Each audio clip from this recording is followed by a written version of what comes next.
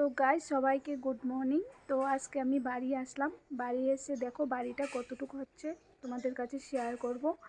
আর আমি আসলাম আজ যে নারকেল গাছ ছাপা করাবে। নারকেল গাছে মানে টাক আছে না, টাক উঠে সব নারকেল খারাপ করে দিচ্ছে। আর চারদিকে পিঁপড়ে হচ্ছে, পিঁপড়ের ওষুধও মারবো আর নারকেল গাছে ছাপা করাবো। একটা নারকেল গাছ আছে বাড়িতে, যখন আমরা জমিটা নিয়েছিলাম সে তখনই মানে নারকেল গাছ ছিল ওটাতে, আর নারকেলও প্রচুর ধরে। তো খুব ভালো নারকেলগুলো খেতে। তো পাশে থাকো। আর বাড়ি কতটুকু হচ্ছে, বাড়ির কাজ কতটুকু হচ্ছে তোমাদেরকে শেয়ার করব। আজ বাড়ির কাজ বন্ধই আছে, বাট তাও তোমাদেরকে শেয়ার করছি। পাশে থাকো, দেখতে পাবে।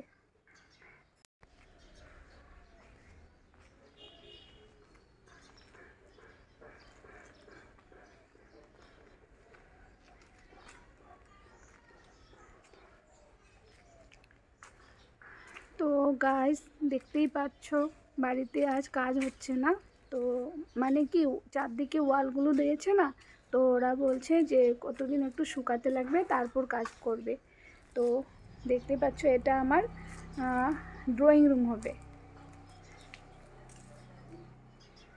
এটা ড্রয়িং রুম হবে, এখান দিয়ে মেন এন্ট্রেন্স তো এদিক দিয়ে হবে। হ্যাঁ, তো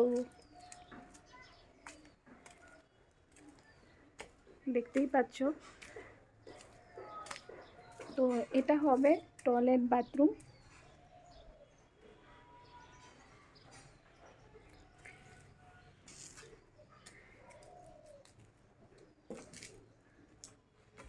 তারপর গাইস দেখো এটা একটা রুম হবে, আর ওটা ছোট একটা স্টোর রুম হবে।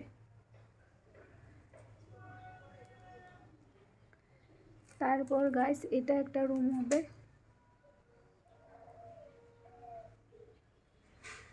তারপর এখান দিয়ে গিয়ে গাইস এটা হবে সিঁড়িঘর। তারপরে উপরে তালা, এটা বানানোর পর উপরে তালা ধরবে।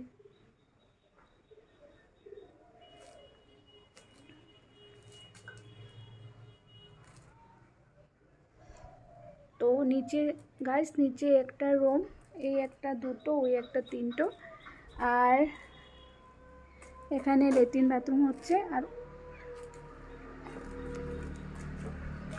ওদিকে ড্রয়িং রুম হচ্ছে।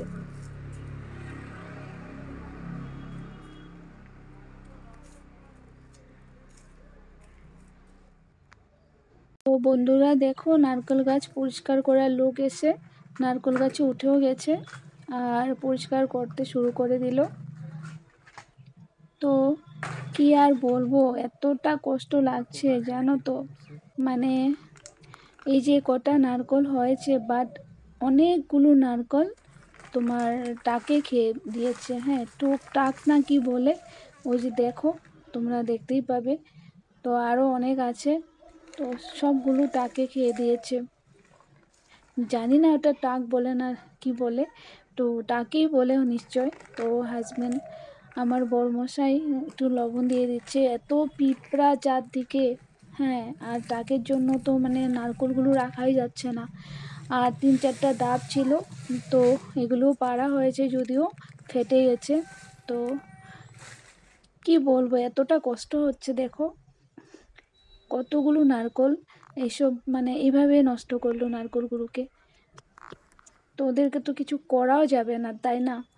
রাতে রাতে উঠে ওরা কখন যে কি করে, মানে আমরা তো এখনো বাড়ি যাইনি, তাই না? আর কখন এসে এসে এরকম করে, তো খুব খারাপ লাগছে। তারপর দেখো পরিষ্কার করেও নেমেও যাচ্ছে।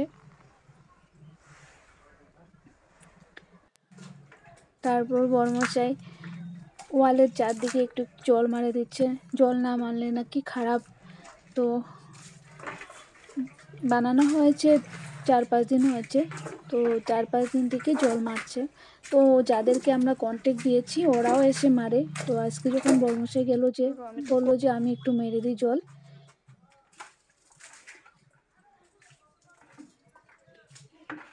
যত জল মারবে ততই ভালো, কাঁচা অবস্থাতেই জল মারাটা মানে খুব বেশি, শুকিয়ে গেলে তো তখন আর জলটা লাগে না।